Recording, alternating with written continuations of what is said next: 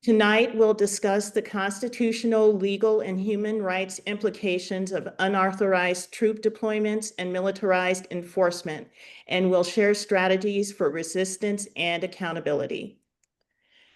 First, I'd like to let you know we are recording tonight's webinar so that we can share it with those who couldn't attend live. And please use the Q&A box to submit questions at any point. We'll take them later in the program. The chat is open for respectful conversation and resource sharing. First, thank you for being here. Now let's meet our speakers. Our first panelist is Major General Dennis Laich, a former senior officer who has written extensively on the misuse of military forces and the importance of constitutional accountability. Laich is currently serving as Ohio Dominican University's Patriots Program Director. Next, we will have Erin Yoon, who is a Peace Fellow with Peace Economy Project and a civil liberties advocate who focuses on the legal risks of domestic militarization and its impact on immigrant and marginalized communities. Finally, we are honored to be joined by Colonel Ann Wright, a diplomat and retired Army colonel who resigned from the State Department in opposition to the Iraq War and has since been a leading voice for peace and resistance to militarism. Tonight, she joins us from Vicenza, Italy, where she is participating in a worldwide conference against U.S. military bases following her work with the Samud Flotilla in Tunis. She will also share perspectives on U.S. military actions in the Middle East. Let's begin with General Laich. Welcome, General. Thank you. Thank you for having me, Ted. Appreciate the opportunity. Thank you.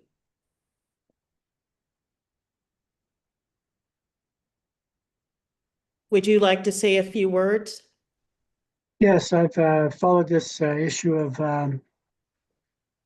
deployment of military for civilian support for a number of years.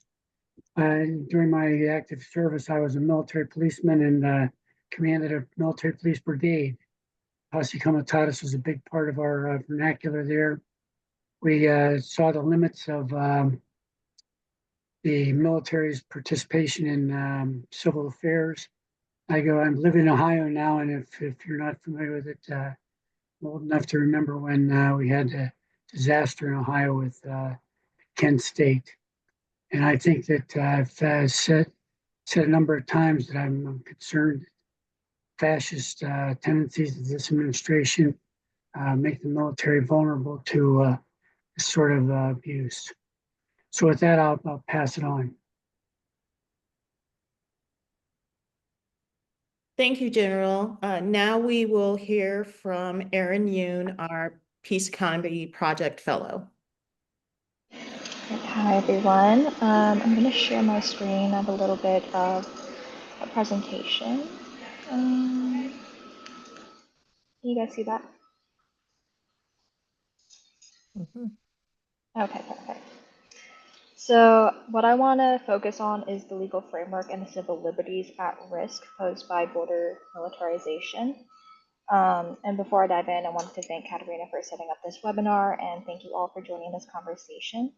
I also feel really lucky to be on this panel with people who bring decades of military and diplomatic experience. My perspective is obviously a little bit different. I can't really match 30 plus years of service or a State Department medal, but what I bring instead is the lived experience of growing up in an immigrant community.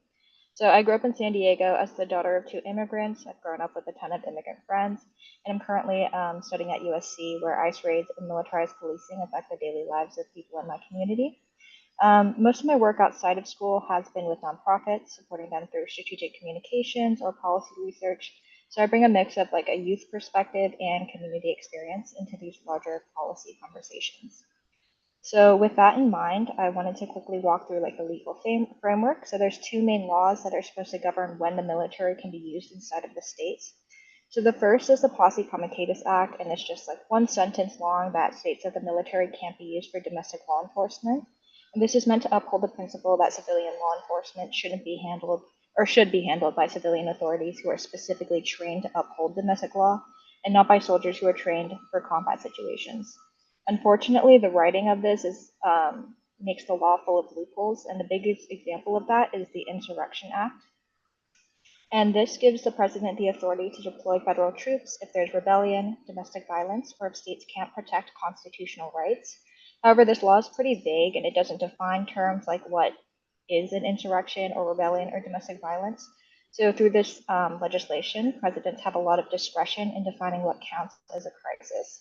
So on Trump's first day in office, he directed his top officials to evaluate whether to invoke this act to support border militarization. And that's exactly why the broad language is so dangerous, because it gives presidents a tool that they can reach for in almost any situation that they frame as a crisis. And even without formally invoking the Insurrection Act, Trump managed to bring the military into civilian law enforcement by issuing an executive order declaring a national emergency at the southern border. This authorized the armed forces to take all appropriate action to help DHS gain control at the border. And this is exactly why Trump's been able to redirect a ton of funding towards border militarization, why he's deployed like thousands of troops to the border for civilian law enforcement. And he's also redirected military funds to construct militarized border infrastructure. And this is he's doing all of this without going through the proper channels or getting congressional or state approval. And this matters a lot because the border is where these blurred lines become normal. And once you call something a national emergency and use the military to handle what should be civilian law enforcement, it says the precedent that rights at the border are optional. And over time, that logic moves inwards and affects everybody, not just the border. So we see that with the 100-mile Constitution-free zone, which impacts 2 out of every 3 Americans. Customs and Border Protection claims authority to conduct stops and searches within 100 miles of any U.S. land or coastal border, and this covers about 2/3 of the U.S. population, including almost every major city. Places like New York, Chicago, Houston, even my home back in San Diego are all inside of this zone. Inside this zone, your Fourth Amendment protections against unreasonable search and seizure basically don't apply. So Border Patrol agents set up checkpoints, stop vehicles, and question people about their citizenship without a real reason for suspicion. They also conduct warrantless searches at transportation centers like bus stations, airports, and train stations. Earlier this year, the Trump administration also started creating national defense areas. So these are strips of land along the US-Mexico border, formerly designated as military zones. And earlier this year, they turned about 110,000 acres in New Mexico, as well as hundreds of miles in Texas and Arizona, into NDAs. So these areas are designated as military zones. So this means that troops can search, detain, and seize any individual, regardless of whether they're a citizen or not. And it's military-controlled territory. So that means that migrants who are in these zones can be prosecuted both for illegal entry and for trespassing on military property, and you could be stopped and searched without a warrant. So overall is that we're seeing the border being turned into a place where your constitutional rights are being treated as optional. This sends a message that if you claim national security is threatened, your basic freedoms aren't important. And when that becomes the norm, people who look or sound like an immigrant are the first to be stopped, questioned, or searched. And this new normal of ignoring civil liberties doesn't stay at the border. I've seen this personally in Los Angeles. So under Title 10, Section 12406, Trump federalized 4,000 members of the California National Guard to support ICE raids here in the city. And these raids were not random. They specifically targeted people based on the language that they spoke at work, the color of their skin, or the neighborhoods that they lived in. Earlier this year, a federal judge in Los Angeles ruled that these enforcement tactics violated the Constitution and amounted to blatant racial profiling, and they issued a temporary restraining order on how ICE could carry out stops or question individuals. This case ended up going to the Court of Appeals, which upheld the district court decision. Unfortunately, just a few days ago, the U.S. Supreme Court overturned that ruling, with Justice Kavanaugh writing that ethnicity can be used as a, quote, relevant factor for stopping and interrogating anyone suspected to be an unlawful resident. This is really troubling because this means that ICE agents can stop someone based on their race and ethnicity, so specifically going against the Equal Protection Clause and the 14th Amendment and discriminating people based on what they look like and what they speak and where they work. So as you can see, clearly practices at the border that revoke civil liberties don't just stay at the border. They move inwards, and it's something that I'm seeing in my own city. And it's not just affecting immigrants, it's also impacting US citizens themselves. So, for example, there's Brian Gavidia, who was seized by federal agents in Los Angeles in June. There's a video of him being shoved up against a metal fence with his arm twisted behind his back, and he clearly states in the video, "I was born here in the States." He was only released after he showed proof of his citizenship, and this makes it really clear that if you normalize militarization at the border, you create a system where anyone who looks like an immigrant can be treated as if their rights are optional, even when they're citizens.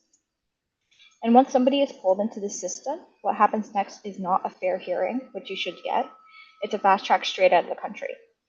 So what we're seeing is a lot of people being placed into expedited removal, which lets low-level officers order deportations without them ever getting a hearing before an immigration judge, which goes directly against due process. And over the past few months, the program's been expanded so that even people who came in with parole or who just recently arrived are getting rushed through this process with little screening and almost no chance to talk to a lawyer. At the same time, we're seeing people deported to countries that they've never even lived in. Earlier this year, for example, flights sent hundreds of non-Panamanian migrants to Panama, who many of which weren't even told that they were going there until they were already on the plane. They had no chance to explain fears of persecution or to see a lawyer. And that kind of speedy transfer strips people of basic due process, the right to know your case, to be heard, and to challenge the government before you're removed. I think the most prominent example of this is the case of Kilmar Abrego Garcia, and he had a legal order on record that specifically protected him from being deported to El Salvador because his life would be at risk there, and that's exactly where ICE chose to send him. He was deported to the one place he was legally not supposed to go to. The Supreme Court later intervened after a lot of pressure and said that he had to be brought back, but now ICE is trying to send him to Eswatini, a country he has no ties to. As you can see, when the system moves this fast, people don't get a fair chance to be heard, and that's what due process is supposed to protect. What I hope you all see in these examples is that this doesn't happen all at once. It's step by step. It starts with the border, where Fourth Amendment protections are weakened. Then it spreads into our cities, where raids and National Guard deployments turn into selective enforcement against people based on racial and ethnic factors. And it ends with deportations carried out without due process, cases where people are sent to countries they've never even lived in, or to places the court has already ruled off limits. Put together, this is not just bad policy, it's a direct pipeline out of the United States, bypassing the very rights the Constitution promises. And the more we normalize it at the border, the easier it becomes to accept it everywhere else. So the question is, how do we stop that pipeline from becoming permanent? For me, I broke this down into 3 things. First is confronting the legal loopholes, so the broad language of the Insurrection Act, Title 10, expedited removal. All of these open the door to military involvement in civilian life, which should not be allowed. Second is exposing the human impact, because these are not just abstract policies, these are families, your neighbors, your community members who are being ripped out of your community. And third would be organizing for accountability, because change doesn't happen unless we demand it. And that's why the work of organizations and communities right now is so important. And it takes our public pressure and grassroots organizing to stop the erosion of our liberties before it becomes the rule. And that's where I'm going to leave it, because Colonel Wright is going to take us deeper into how people are pushing back and building movements to reclaim our rights before they're gone. Thank you. Thank you, Erin. Now I will turn it over to Ann Wright. Well, thank you very much, and a good evening to General Laich. Great to see you again. Thank you. And Erin, what a great presentation. Holy smoke. You really covered the gamut of all of the things that have been happening. And I want to take a couple of things that you've said about, how the U.S. military is now being used domestically, and the whole issue of the changing definitions that we have of things that we thought were settled in law, what national emergencies were.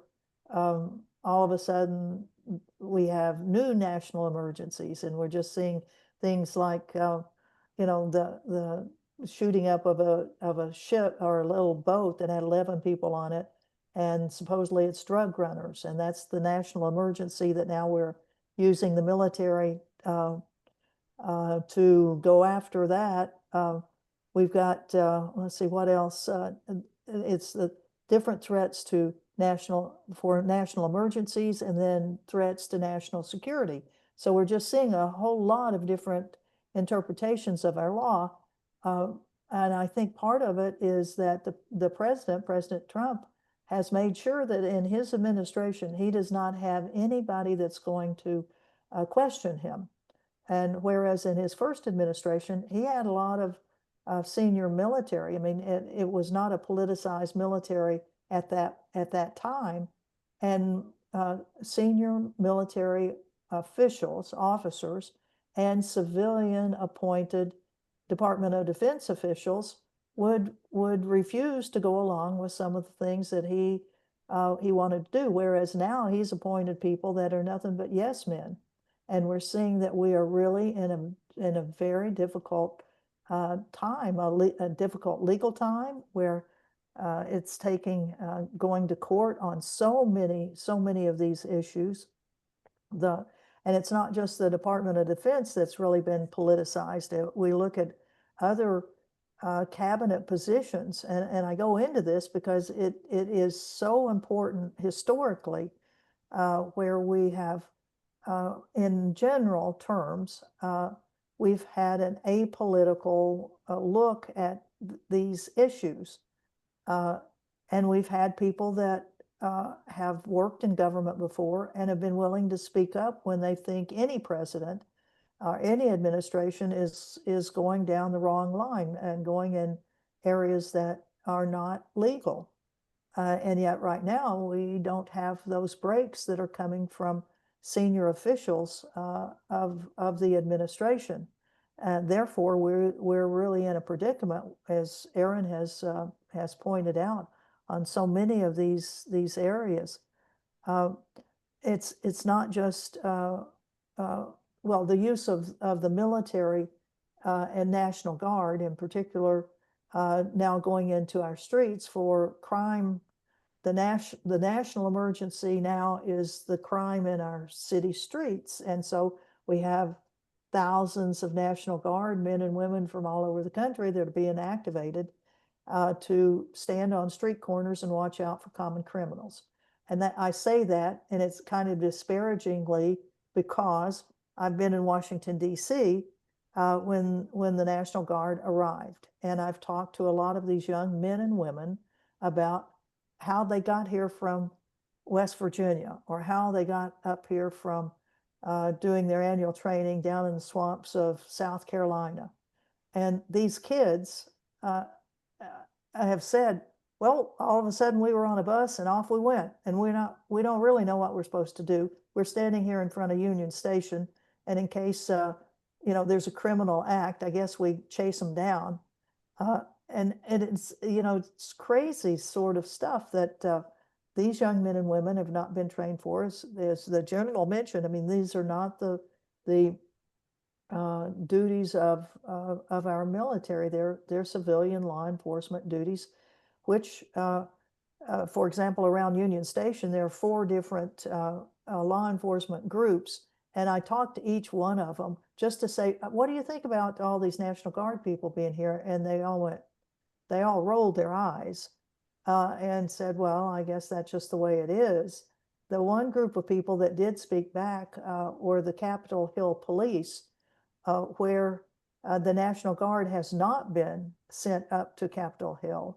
And one of the Capitol Hill Police guys went, yeah, they've showed up about 4 years too late, if that was it. January 6th, when we needed help, nobody came. So this whole issue of putting National Guard people out on the streets to do a political act for an administration that's saying the major cities of our country are infested with crime. And there is crime for sure, and we do need law enforcement, but to put our National Guard out on the streets and to see our society becoming so militarized is startling, I think, for all of us. And hopefully people will remember this and push back on their own members of Congress. And I know that is happening. I mean, people are really outraged about this. And for those of you all that live in Chicago, you're about the next ones to get the dose of it. And I know there are going to be a lot of street protests. And, we talk about what we can do in the historical context of it all. It's citizen outrage on these things. And as the general mentioned, back during the Vietnam War, where Kent State, where the National Guard killed, I believe it was four students at Kent State, the pushback from that nationally was enormous, enormous. And that's what it's got to be now with the deployment of National Guard into our cities. So really the responses historically aren't changing. It's up to us as citizens to push back against things that we think are wrong. If we look, let's see, the National Guard, one of the things I like to do whenever I see military folks, whether they're on active duty, whether they're National Guard, having been in the military myself a long time, I go up and talk to them. I think that's a very, very important thing for all of us as citizens to do, is to go up and chat with these men and women, because they themselves are not the ones that are making the decisions, and they need to know what the public thinks about it. And you can talk in a gentle way to them. If you don't think that they ought to be there, let them know it. But the more they get to know you all, us all, should there be something that happened, you want them to know that the people that live in your community are human beings, and that they need to be treated with respect, and they should not be thought of as just figures. And as Erin mentioned in her presentation, the racial profiling of the criminal acts that allegedly are being committed in huge numbers across all of the cities of our country, to the extent that is now called, let's see, is it the national threat, or threat to national security, or is it a national emergency? I kind of get those two confused, but the bottom line is that we need to make sure that these young men and women know that there are human beings that are in these cities, and to go up and talk with them as you see them on the streets is one of the things I think we as citizens can do to kind of feel, well, to make sure that they know as they're being deployed without any, with that, it's not their decision. They just go where they're told to go. Most of them would just as soon be back at home instead of in these cities. Although I will say that this group that were doing their annual training down in the swamps of South Carolina, when they got called up, they did say that living in a hotel room in Washington, D.C. was a heck of a lot better than living in the swamps of South Carolina. So they have thought a little bit better of that. I want to go into just a few other things while in my short time with you all. As Katrina mentioned, I'm in Italy right now. I've just come from Tunisia, where I was a general advisor to this global Samud flotilla, which is the largest number of boats that we've ever been able to put together to challenge the illegal Israeli naval blockade of Gaza. That was the original intent of all of these flotillas, but now it's to demand an end to the genocide that's going on and the starvation of the people in Gaza. It's a critical part of citizen activism now, that we do as much as we can to push our own government to stop sending weapons to the Israelis that are using them in this genocide. And as long as the U.S. keeps sending these weapons, we are complicit with the genocide that is going on. So I would encourage everyone to, again, keep after your elected representatives, your members of the House of Representatives and the Senate, and join in with every mobilization that you have in your community as a part of a worldwide outrage about what is going on right now with the genocide in Gaza and the ethnic cleansing really that's going on in the West Bank right now. So I'll stop there, and then we have lots of comments, I'm sure. Thank you. Thank you, Ann, for that informative discussion, and also thank you for acknowledging Gaza. Peace Economy Project has also been actively opposing what is happening to the people of Gaza, and we are indeed calling it a genocide, and that the citizens of this country need to stand up in opposition to not only the war, but to providing weapons for that war. And so thank you for acknowledging that.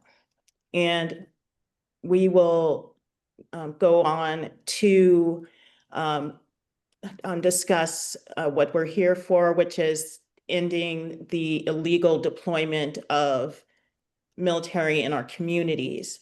So this is a question I'm asking to all of our panelists, and I would like you to, take time to not only answer it, but maybe also enter into a discussion amongst yourselves regarding this on how do unauthorized troop deployments affect the balance of power between the executive branch, Congress, and the people? I'd like to weigh in on that. I think that Congress has been neutered because we have a Republican majority in the House and the Senate. The Congress has been neutered because the Republicans have failed to discharge their responsibilities. Matter of fact, if you look at what's happening in the Defense Department now, Pete Hegseth is clearly unqualified and incompetent, and is nothing but a hack for Trump. But he was confirmed by the Senate Armed Services Committee. I wrote a letter that was published in the Hill that Senator Shaheen put in the Senate record during his confirmation hearing, and he's just not qualified. There isn't anything he's done to improve lethality or efficiency in the Pentagon to that point. So I think it starts with the Senate and the House, but I think that we have a choice in the 2026 election. I think it's an election that may be our last one if it goes badly. I think that furthermore that we talk about the use of the National Guard and the military and on the streets of the country. I think that why do we need National Guard to follow up to back up ICE? There's no threat to them. They're not under fire. It's a hoax. It's a hoax that be expanded on and deployed, and the detriment of not the military, also our democratic principles.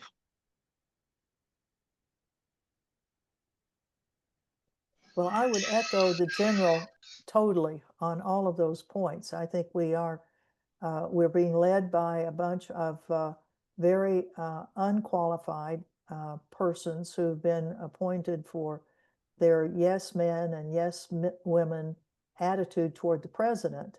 And I would say that's not only Hegseth, but it's also Tulsi Gabbard, who comes from the same state I now am a resident of, Hawaii. I knew her as a congresswoman, and I am just shocked at how much of a yes person she is as the director of national intelligence.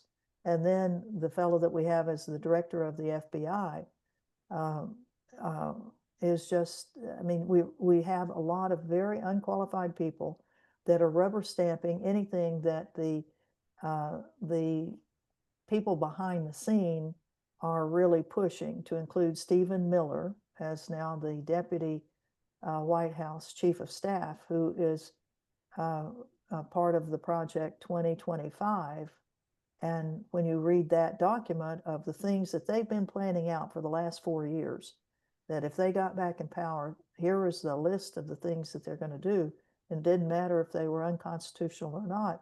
They were going to make sure that the people that were appointed to cabinet level positions were the yes men and women that would not raise any sort of stink about any action they wanted to do. And so we've just seen that every single day, that there's something that will come up that you think, well, that can't happen. somebody's going to stop that within the administration. So we have a lot of retired people now that are really speaking up. We've got a lot of retired military officers, part of the Judge Advocate General Corps, that are speaking up. We've had general counsels of the military services in different administrations that are speaking out about the use of the military and domestic law enforcement.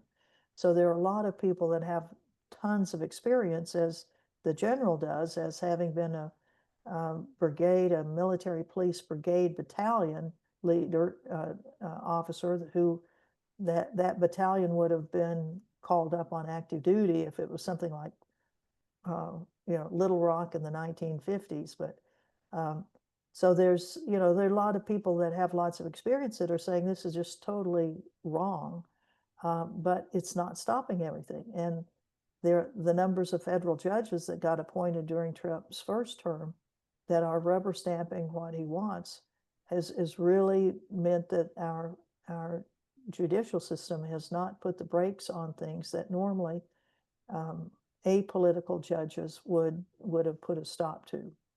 Thank you. Yeah, I'd like to echo everything that the other two panelists said. I like how General Lake put it, that Congress has been neutered.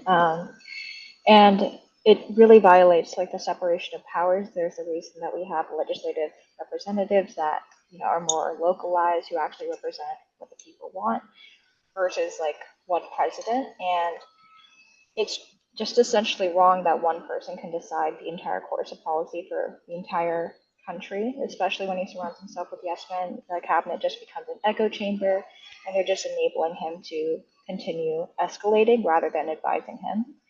And the impact on the people overall is that everybody's rights hinge upon one person's judgment, and it's amplified by a compliant cabinet and Congress that can't do anything to stop them. I think it goes well beyond Congress and those serving in the cabinet. But you have to wonder, where's George Bush been all this time? Where the other Bushes been? Where's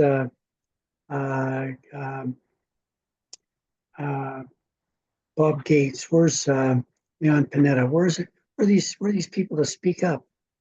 I don't see anyone speaking up. I can understand why. I don't agree, but I can understand why an elected member of Congress refused to speak up, declines to speak up, because they're going to get run out of office. But these people have nothing to lose. They spent their whole life as Republicans, and they all took an oath.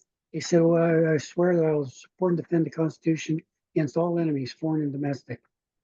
We have a domestic threat here that's just huge, and everybody's quiet. Mm-hmm.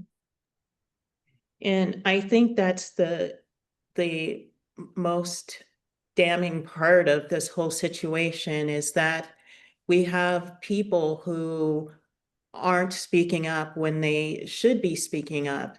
And thinking about, past presidents and past leaders, what lessons do you think we can draw from past domestic military actions, both here in the U.S. in the U.S. and internationally? Well, if you think about it internationally, all of the wars that we've been getting into, I mean, I resigned over the Iraq War, but we look at, the U.S. complicity in the genocide that's going on in Gaza. We look at the opportunities, I think, that there were to derail the Russian-Ukrainian situation, which has just deteriorated to it's horrific for both sides of them. The Ukrainians and the Russians both are just beating each other up, and thousands of people getting killed. And, rather than, diplomacy, that's what I spent 16 years of my life doing. And there's just very little diplomacy that seems to be going on, where we try to talk out, we try to resolve political issues with words rather than bullets. And when I was in the military, all of my leaders were saying, God, we all hope that the diplomats can succeed on this stuff, because we don't want to have to get involved in in something that is unresolvable by military action. I mean, if you look like Vietnam, you look like Korea, you look, all of these wars have just been, they've not resolved the underlying issues that were there. And yet, so here we are in the 21st century, and we're still using these almost caveman ways of dealing with things. We're using violence, maybe not with clubs, but very sophisticated military equipment, but it's the same result, just killing people rather than trying to work out and resolve these issues. Yeah, I'd agree. I think like all of the examples that I can think of the domestic use of military has just escalated the violence. So I'm thinking about like Kent State, the LA riots in '92, more recently the BLM protests. I think that every time the military has gotten involved in civilian law enforcement, it really just escalates tensions and it encourages more violence to occur. And it adds to the civil military gap which exists today. It's a result of fewer people being involved in the military. We have fewer veterans and a smaller military we've ever had. We have a gap here. Wrote in my 2013 book about the all volunteer force, I said that American people in general look on the military and the way we man the force in particular through a lens of fear, apathy, ignorance, and guilt. I think that's the way the American people look on the military today, because we don't have the link between the military and the civilian population we had at one point, and nobody has skin in the game.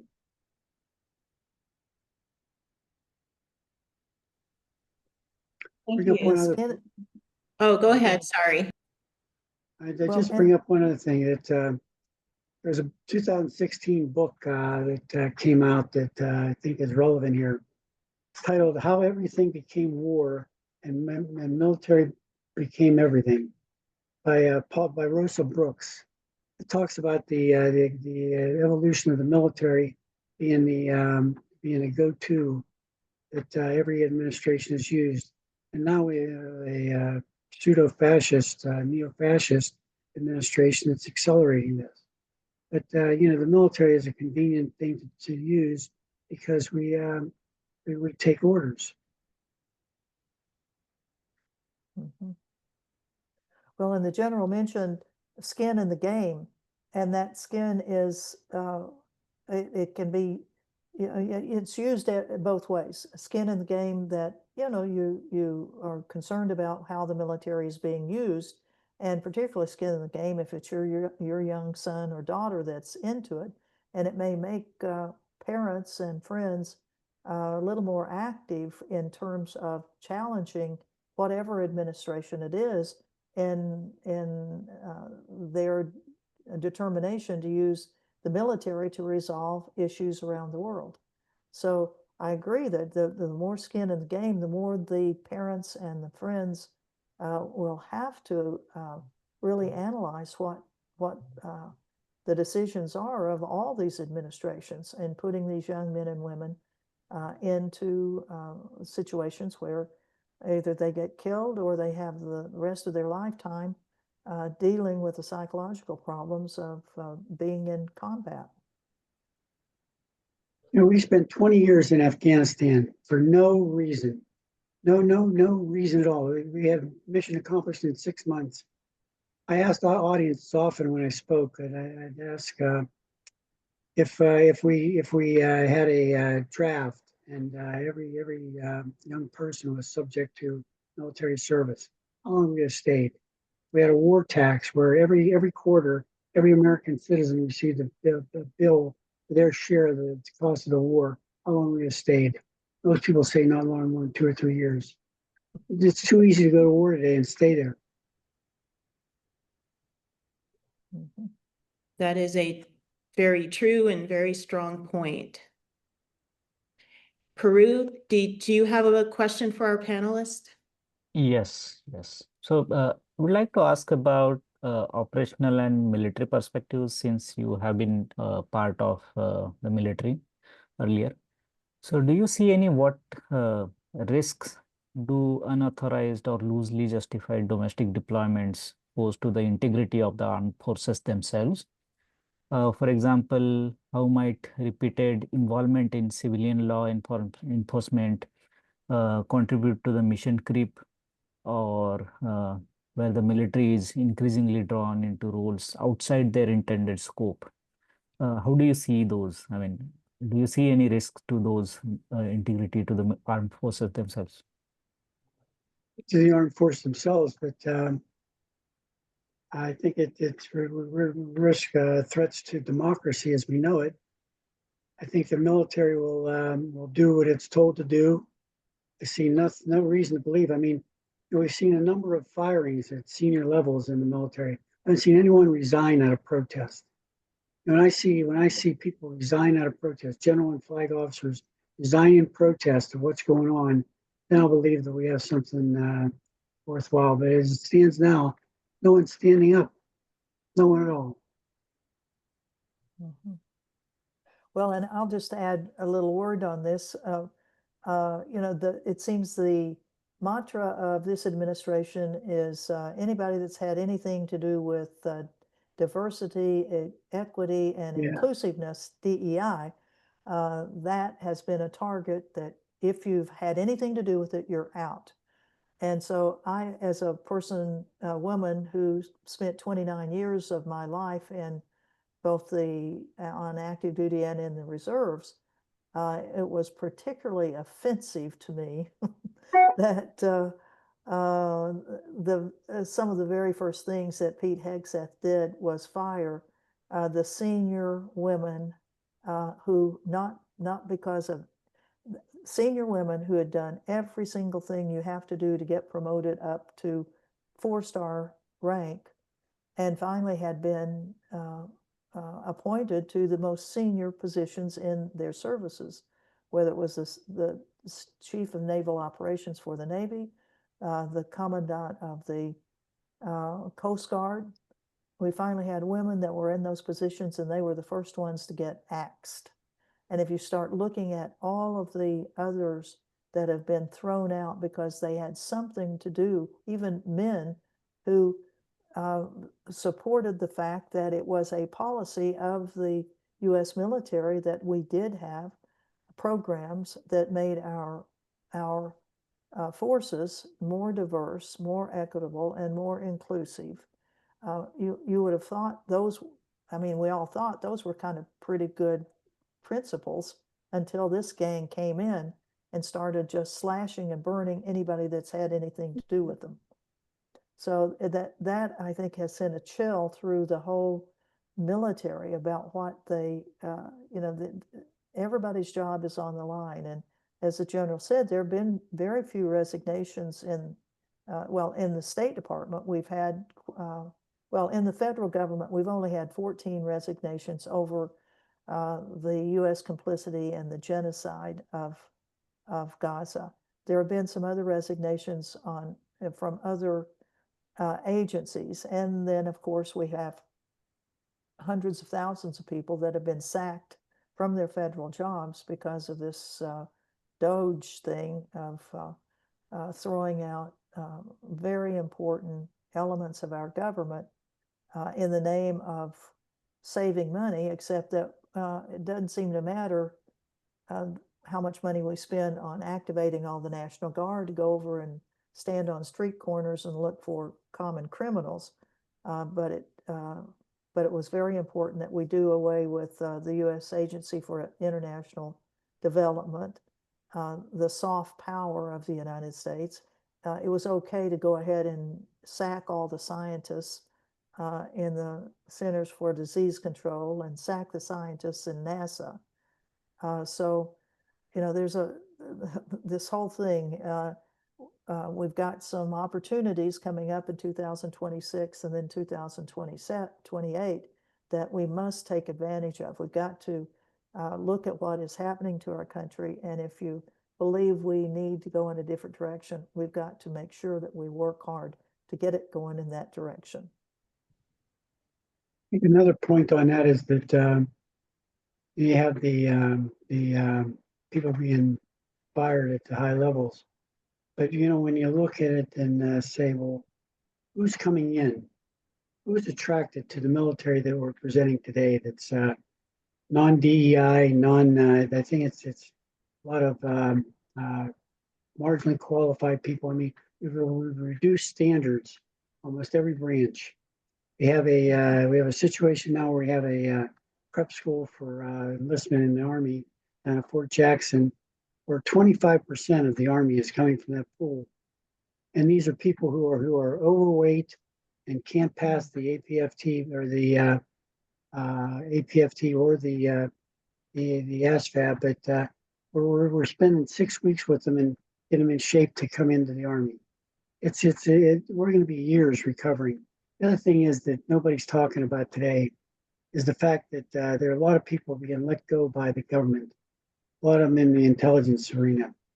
And you have to wonder, you know, if I were an enterprising young operative in Russia or China, I'd set up a front company, a front think tank that hired these people. And it's attractive. You got let's say a 35-year-old analyst who has a Russian PhD working for the CIA, and where's he go now? Has a $300,000 mortgage in Falls Church and a kid to educate in college. Where's he go? I think that the subtlety of the cost that we're incurring will be borne by generations. Mhm. Thank you for making that point. I know that, you know, these firings from not only in the intelligence sector, but as well as the State Department, health, education, these have all been tremendous losses, and that something that we are going to have to face the consequences of. And when we think about things like that and the role that we can play as civil society, you know, how can we, individuals and organizations like Peace Economy Project, what kind of role can we play in resisting and reversing this trend that we see ourselves heading toward? Well, I think you just have to be as active as you possibly can. You try to get people that you believe will hold the line on these things to run for political office.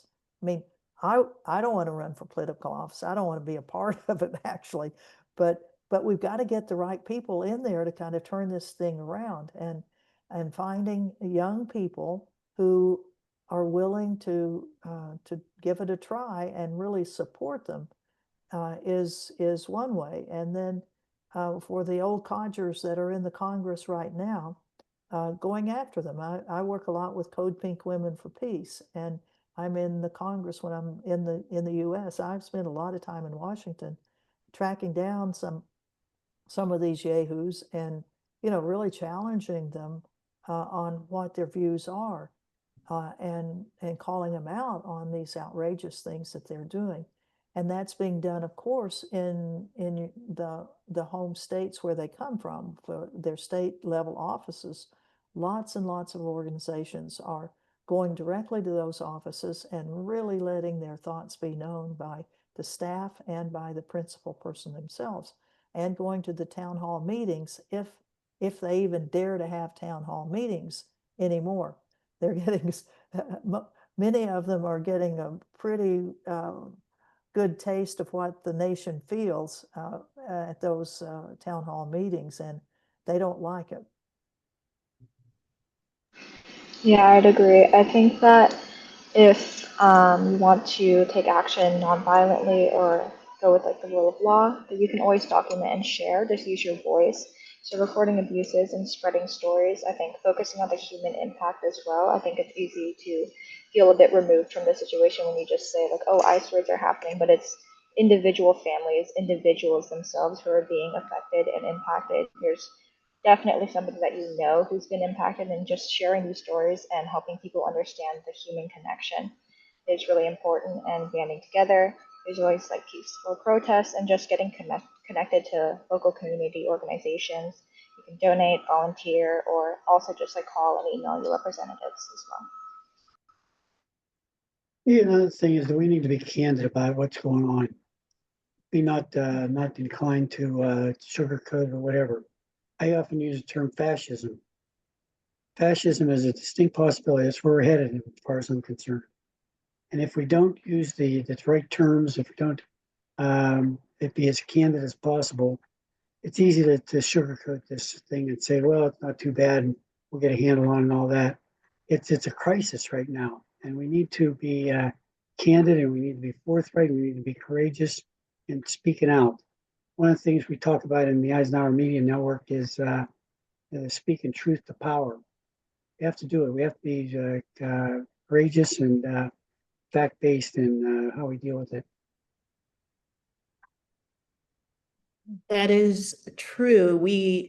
Language is very important. And when we see things that are wrong, we definitely need to call it out. And as you say, fascism is fascism.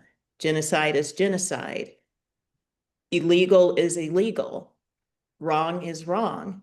And so there's that aspect of it. And I also think there's an aspect where we are coming at it from different perspectives, and people are pushing hard, and there is no room for negotiation. And I think that we need to learn that we are people who have different points of view, but that we need to figure out a way to meet and come to an agreement that fosters peace and understanding for the betterment of society.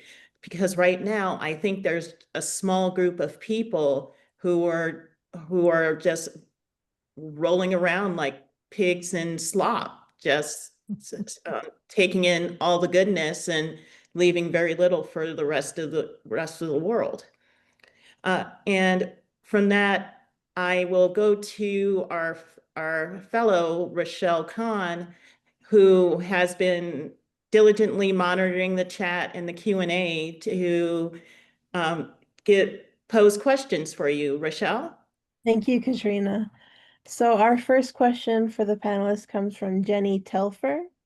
She asks, when we see our checks and balances appear to be eroding, do you believe the legal challenges will stand?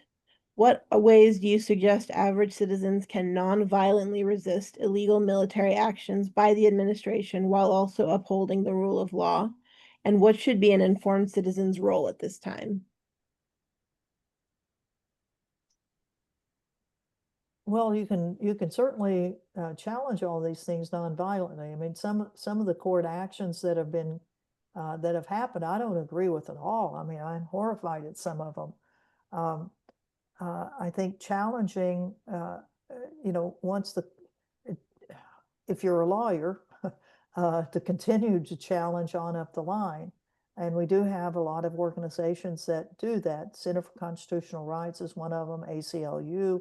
We have a whole National Lawyers Guild. We've got a whole group of people. So working with them, donating to those organizations that are trying desperately to keep moving and trying to get decisions that are really detrimental to our society, to get those things overturned at a higher level. And one could say, well, if you keep going up, it's not getting any better, but we got to keep trying that. And we've got to, put street pressure on this. We've got to let the country know when large numbers of people don't agree with the direction in which we're going, and mobilizations in cities and states, and then national mobilizations in DC or Washington or Chicago are really important parts of this. And it does cost a lot of money. It takes a lot of time. But these are things that will bring people together so that they know they're not alone, that there are millions of people that feel just like you do, and that there are organizations that are working not only behind the scenes but right up front to try to change things. And we do it nonviolently, and keep our fingers crossed that we can hold on until the next election. I think the other thing is that you said about Washington and Chicago.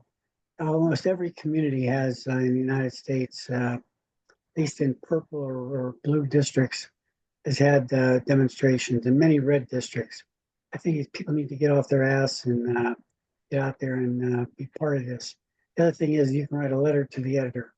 You know, there's nothing that is more powerful, I think, than a letter to the editor of someone in your community who says that I'm not a Washington geek, I'm not a politician or anything, but here's how I feel. There'll be others who are reinforcing you do that. Mm-hmm. Yeah, letters to the editor and articles. That we have a large number of outlets that take articles from the average person, and getting whatever issue it is that you just feel so strongly about, and writing it from your personal viewpoint of why this is so important to you.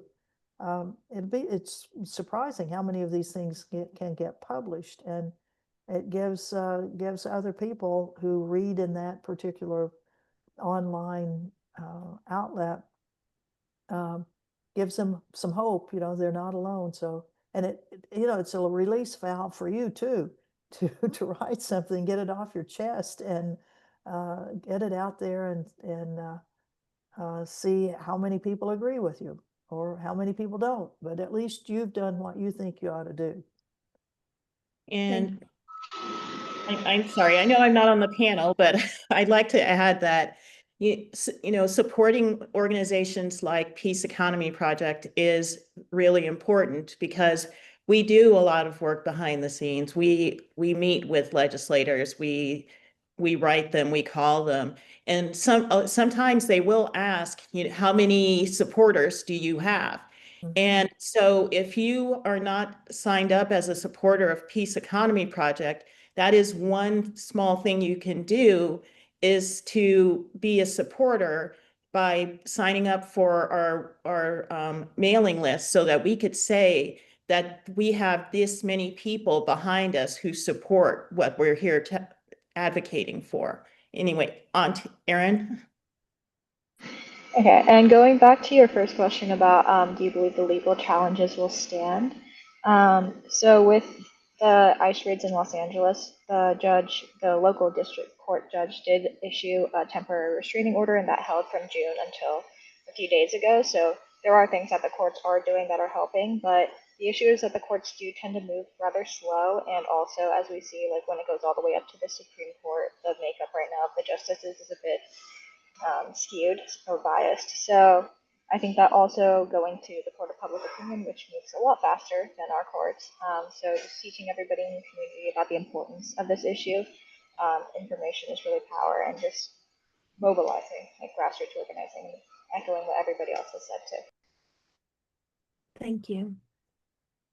Our next question comes from Archit Mehta.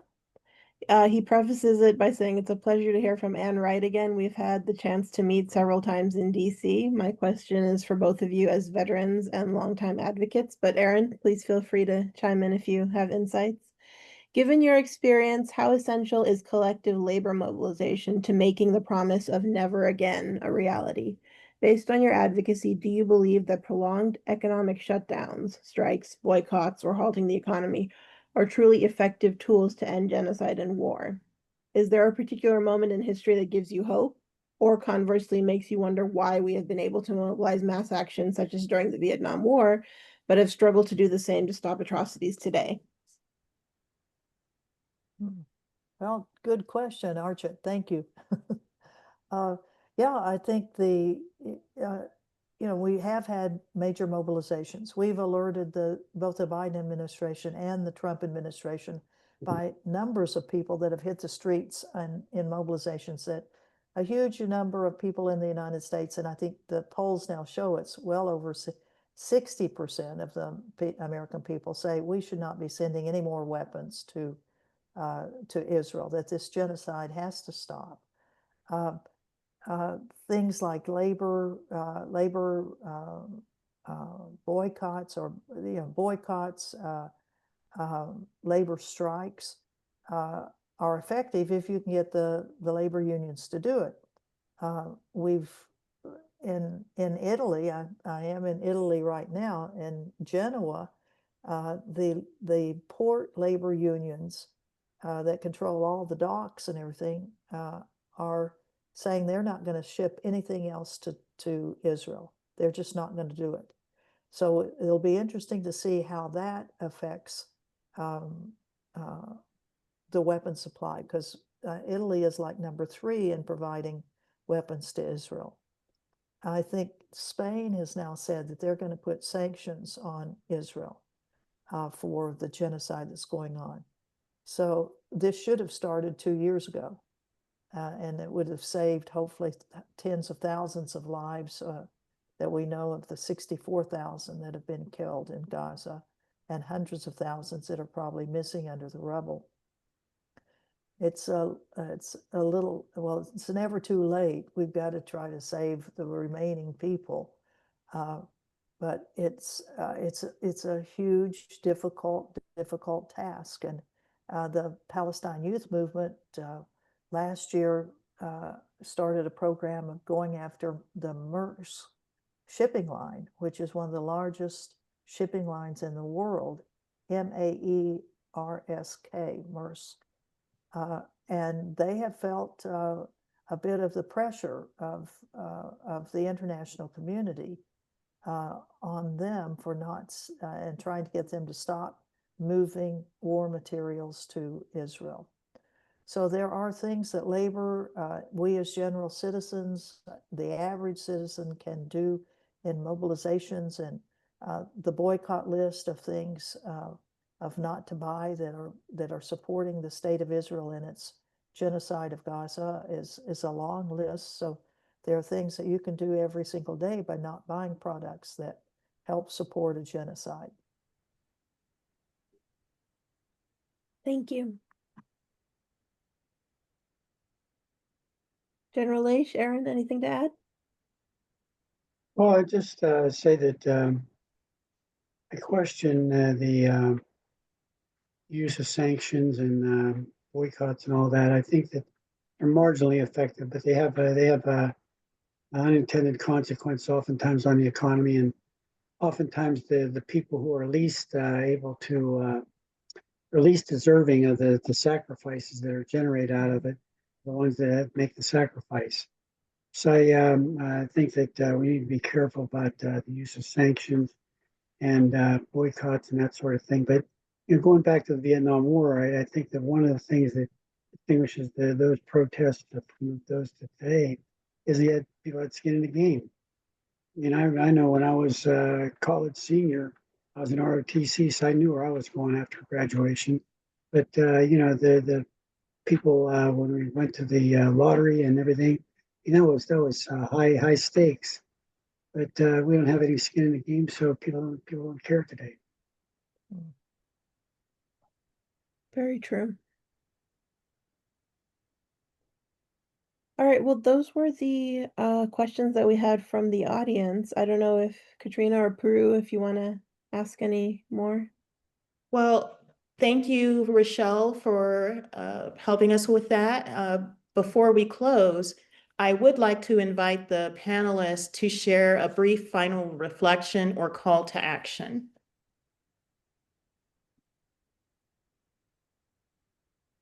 Well, I'll start.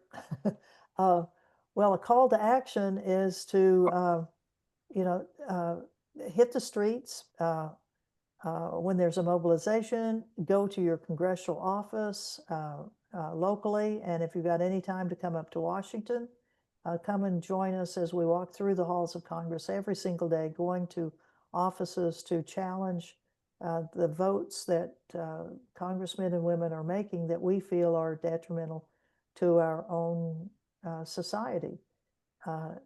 So there's a lot that each of us can do, and it's important we do it now, because as the general says, fascism is here, and we've got to push back on it right now before it gets any worse. Thank you.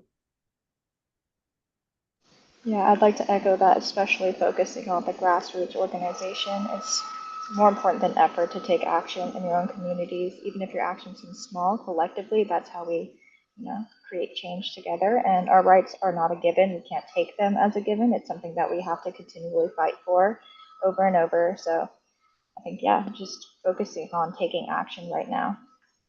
Thank you. I would agree that there's a sense of urgency that's required. That we're in a very tenuous spot in our history of our democracy right now. And we're going to lose it if we don't do the right thing in 2026. I think it's a critical year that we need to be prone to to take action and do the right thing. You need to have the courage to speak out. So let me give you one example. I live in a very red area of Ohio. Ohio is pretty red. But last year I was invited to speak at a Vietnam veterans dinner. 600 people there. My wife said, "What are you going to do if you're heckled?" I said, "I don't know. I'll handle it." But I was heckled in 10 minutes into my speech, and the guy stood up and said, "AMF, this is Trump country." I dealt with it, but 30 people came up to me afterward. 30 people said, "Thanks for doing what you do, saying what you said." Now that empowers others. I mean, if you want to be a multiplier, got to get out and take some risks and do the right thing. And I think that I'm delighted to be on with Ann, who's a fellow member of the Eisenhower Media Network, and it's one of the things we're dealing with is speaking truth to power. It's risks involved, but the risk of not doing it and sitting back and saying to our grandchildren or children, "Gee, I'm sorry, I didn't do the right thing." That's not something I want to deal with. Amen. Amen. It's your own conscience you've got to be watching out for too, as far as these other things and the things you don't do, and you'll regret that you didn't speak up, you didn't take action. It'll come back to haunt you. Should. And I echo that as well. I had 2 little grandchildren running in and out of here right before the meeting, so I want to be able to say to them that I've done everything that I can to make sure that they live in a safe and secure world. And thank you to our incredible panelists, General Laich, Erin Yoon, and Colonel Wright, and to all of you for joining us tonight. If you'd like to learn more, please visit our website at peaceeconomyproject.org, where we've posted resources and ways to take action. We'll also share a recording of this event and a short feedback form for your thoughts to help us shape future programming. PEP has more events and campaigns coming up, including our next campaign, which is going to be on the crisis in Gaza. And we invite you to stay engaged and continue building this movement with us. On behalf of Peace Economy Project, thank you for your time, your energy, and your commitment to peace and justice. Have a safe evening. Thank you. Appreciate it. Thank you. Thanks. Thank you. And be safe. Oh, thank you. I sure will. Thanks so much. Take care, everyone. Thank you. Bye. Well, Bye-bye.